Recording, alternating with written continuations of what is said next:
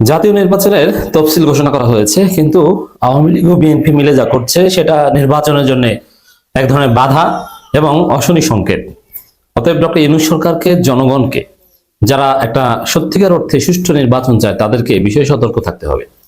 BNP নিজেরা emotional হয়ে আর কোনো উপায় না পেয়ে নিজেদের গোমর ফাঁস করে দিচ্ছে।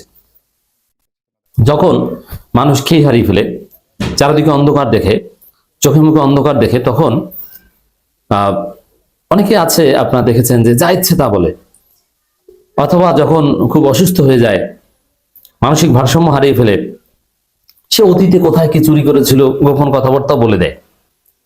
বিএনপি এখন এরকম, তারা দেখছে যে জনগণের মধ্যে তাদের কোনো ভোট নাই, তাদের ভোট সর্বোচ্চ 10%। তাদেরকে দেখলেই মানুষ বলে চান্দাবাজ। কিছুদিন পরে চান্দাবাজদের জেল খাটতে হবে, পুলিশে ধরবে।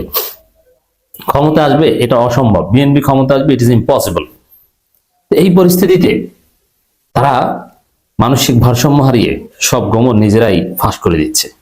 কি করছে তারা? দর্শক, বেশ কিছু মজার গোমর বিএনপি নিজেরাই ফাঁস করে দিচ্ছে। আমি এখন আলোচনা করব মূলত এক বিএনপি এমপি প্রার্থীর বক্তব্য। 17 বছর আওয়ামী লীগের এমপিদের সঙ্গে মিলেমিশে ছিলাম। মজা না? এখনো মিলেমিশে তারা নির্বাচনের বিরুদ্ধে ষড়যন্ত্র করছে। যারা 17 বছর আওয়ামী লীগের সাথে মিলেমিশে ছিল তারা এখনো আওয়ামী লীগের সাথে মিলেমিশে ষড়যন্ত্র করছে। কারণ আওয়ামী লীগ তো নির্বাচনে নাই, বিএনপি নির্বাচনে পরাজয় ভয় পায়। তারেক রহমান নাই, তারা প্রস্তুতিও নিচ্ছে না। বিএনপি যে প্রস্তুতি দিচ্ছে না এটি শঙ্কা। উপর আবার আনন্দ মিছিল করছে ঢাকা বিশ্ববিদ্যালয়ে, কিন্তু কারো মুখে কোনো হাসি নেই, যাতে মানুষ বুঝতে না পারে যে এরা ষড়যন্ত্র করে নির্বাচন ঠেকাতে। তারা পুরো তফসিলের আবেদন করবে শীঘ্রই। শুধু কি এইটা যে 17 বছর আওয়ামী লীগের এমপিদের সঙ্গে মিলেমিশে ছিলাম এটা ফাঁস হয়েছে না? আপনি নিশ্চিত থাকেন যে বিএনপি ক্ষমতা আসলে শেখ হাসিনা ফাঁসির রায় বাতিল করা হবে, সমস্ত আওয়ামী লীগেরা মুক্তি পাবে, সব মামলা তুলে নেওয়া হবে। মির্জা ফখরুল নিজে বলেছেন আওয়ামী লীগের বিরুদ্ধে কোনো মামলা থাকবে না। এই যে গণহত্যা যা দেখেছেন এগুলো কিচ্ছু না, এগুলো বলবে আবেগ, কিছু হয় নাই।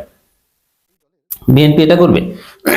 অলরেডি আপনারা দেখেছেন ঢাকা বিশ্ববিদ্যালয়ের এক কুলাঙ্গার শিক্ষক জামাইল্লা, এর শিক্ষার্থীরা ধাওয়া করেছে, ধরার চেষ্টা করেছে, কিন্তু আমি বুঝি না যে ওরে কাবু করে নাই কেন। নাক পচাই দু একটা দিলেই তো ওখানে কাবু হয়ে যেত, অথবা ইট দিয়ে মাথার উপর একটা দিলেই তো শুয়ে পড়তো। এটা দেয় নাই কেন? এটি করা উচিত ছিল।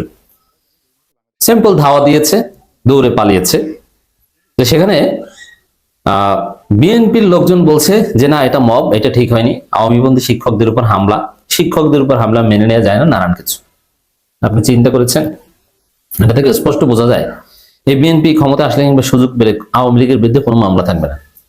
শরীয়তপুরে এক এমপি প্রার্থী বিএনপির স্পষ্ট করে বলেছে যে জামাত ক্ষমতা আসলে আপনাদের জেলে থাকতে হবে, আমরা ক্ষমতা আসলে আপনাদের বিরুদ্ধে কোনো মামলা থাকবে না, শেখ হাসিনা ফাঁসি হবে না, কিচ্ছু হবে না।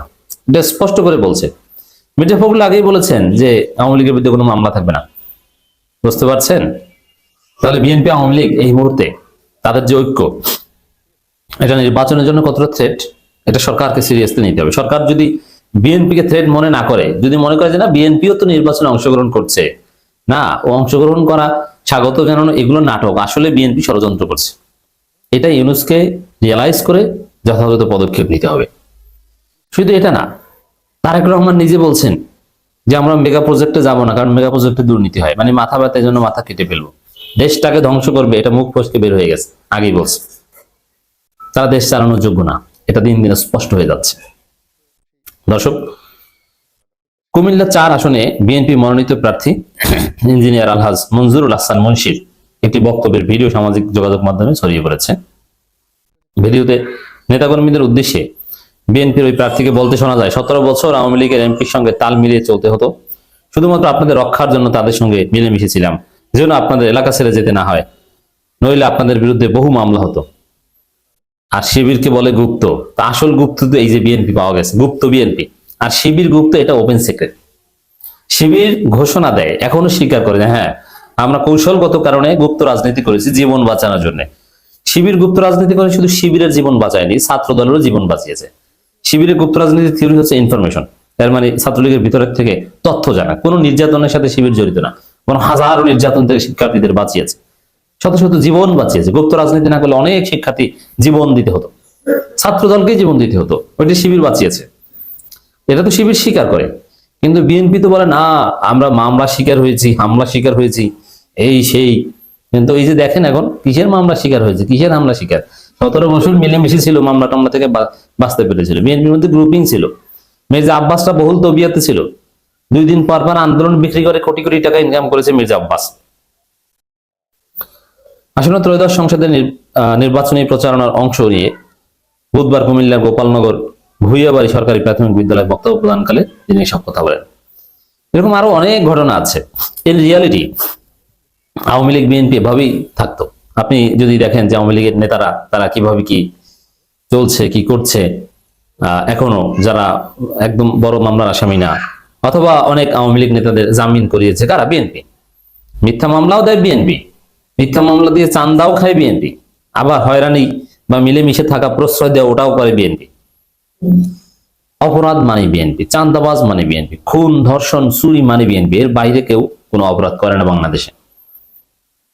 ওই ভিডিওতে মুন্সিকে আরো বলতে শোনা যায়, একাগরের সময় দেবিদার থানা থেকে হ্যান্ডকাপ লাগিয়ে শুধু একটি গেঞ্জি পরিয়ে আমাকে ঘোরানো হয়, তারপরও আমি থেমে যাইনি, কারণ আমি এলাকার মানুষকে ভালোবাসি। আমার বয়স হয়েছে, কিন্তু সময়ের কারণে আমার অনেক ওয়াদা পূরণ করতে পারিনি, 2006 সালে নির্বাচন করতে পারেনি। দেখেন এখানে বিএনপি নেতাদের একটা বড় অংশ এক্সপায়ার্ড মাল, তার মানে তাদের আসলে নির্বাচন রাজনীতি করার কোনো বয়স নেই, তাদের এখন রিটায়ারমেন্টে থাকা দরকার।